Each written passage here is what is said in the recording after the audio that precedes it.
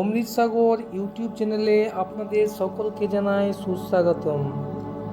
বন্ধুরা, আজকে আমি একটি বিশেষ জিনিস নিয়ে আলোচনা করব। সেটি হলো বাড়িতে পিঁপড়ে আসা শুভ না অশুভ। আসুন বন্ধুরা, জেনে নিই আজকের টপিক সম্পর্কে। বাস্তুশাস্ত্রে পিঁপড়ের একটা বিশেষ গুরুত্ব আছে। কিভাবে ভবিষ্যৎবাণী করে পিঁপড়ে বাড়িতে ঘুরে বেড়ানো পিঁপড়েরাও আগামীতে কি ঘটবে তার ভবিষ্যৎবাণী করতে পারে। আসলে তারা ভবিষ্যতের সংকেত নিয়ে আসে। দুরকম পিঁপড়ে আমরা চারপাশে দেখতে পাই, লাল এবং কালো। ঘরে যে কোনো পিঁপড়ে দেখা যাক না কেন, তা ভবিষ্যৎ জীবনে ঘটতে থাকা কোনো ঘটনার সংকেত দেবে। আমাদের ঘরে সর্বদা লাল ও কালো পিঁপড়ে দেখা যায়। এই পিঁপড়েদের জায়গা আলাদা, সেই অনুযায়ী এর অর্থও আলাদা। আসুন বন্ধুরা, প্রথমে আমরা লাল পিঁপড়ে সম্পর্কে জেনে নিই। লাল পিঁপড়ে বের হওয়ার অর্থ বাস্তুশাস্ত্র মতে ঘরে লাল পিঁপড়ে দেখা যাওয়া মোটেও শুভ সংকেত নয়। বাড়িতে লাল পিঁপড়ে থাকা ভালো নয়, এটি বড় কোনো ক্ষতির সংকেত দেয়। লাল পিঁপড়েকে অশুভ বলে মনে করা হয়।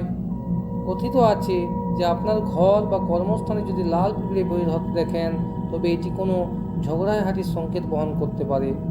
লাল পিঁপড়ে দেখা যাওয়া আর্থিক সমস্যার সংকেতও হতে পারে। বলা হয় যে এই পিঁপড়ে বের হলে আপনার অর্থ সংকট দেখা দিতে পারে এবং আপনার ঋণ নেওয়ার মতো অবস্থা তৈরি হতে পারে। লাল পিঁপড়ে অশুভ হলেও যদি তাদের মুখে ডিম থাকে, তবে তা কিন্তু শুভ বলে মনে করা হয়। আসুন বন্ধুরা, এর হাত থেকে আমরা কী করে রেহাই পেতে পারি সে সম্পর্কে আমরা জানব। পিঁপড়ের দেখানো দোষ থেকে বাঁচার জন্য পিঁপড়ের আশেপাশে চিনি ও আটা মিশিয়ে লেই তৈরি করে রেখে দিন, এতে পিঁপড়ে আসা বন্ধ হয়ে যাবে। এছাড়া কালো পিঁপড়ে সম্পর্কে আমরা জানব।